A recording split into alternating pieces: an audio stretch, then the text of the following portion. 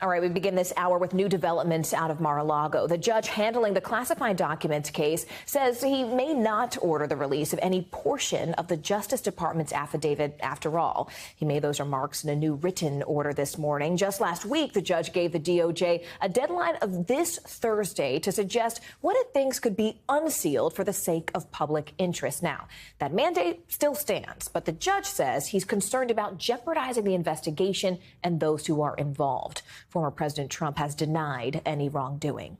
NBC News Justice reporter Ryan Reilly joins us now, and he's been following the latest for us. Ryan, get us up to speed here. I mean, what more are we learning about this new written order? Well, what does this all mean, sort of in the big picture, for what we should expect to see on Thursday?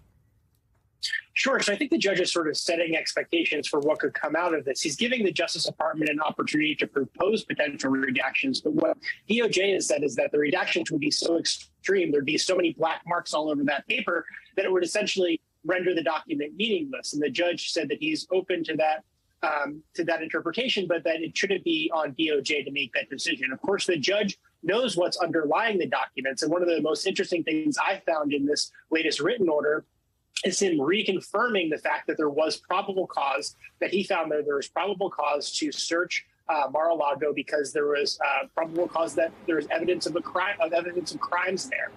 He said that this was supported by the facts. This was supported by the FBI affidavit that was underlying this, and he found the information that was presented by the FBI to be reliable, and still does. So, reconfirming the fact that this was gone through the proper procedures, and that he did in fact find probable cause, that there was a reason to think that there was evidence of a crime at Mar-A-Lago, Morgan. And give us a sense, I mean, congressional Republicans are also increasing the public pressure on the DOJ to really explain its justification for this search. So what are you hearing from your sources there about the calls for more transparency from the department itself?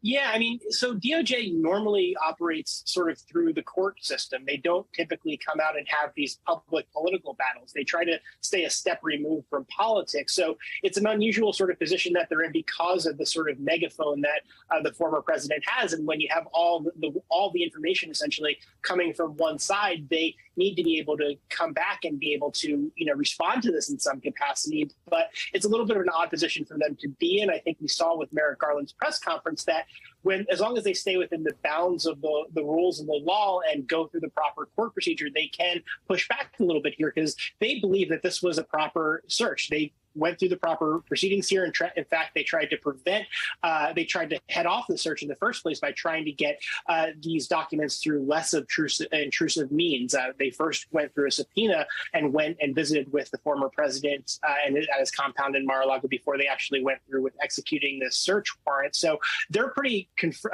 firm on the fact that they did this the proper way and think that ultimately the facts will bear that out, Morgan. All right, NBC News Justice reporter Ryan Reilly following every twist and turn in this investigation from the beginning. Ryan, thank you. Thanks for watching our YouTube channel. Follow today's top stories and breaking news by downloading the NBC News app.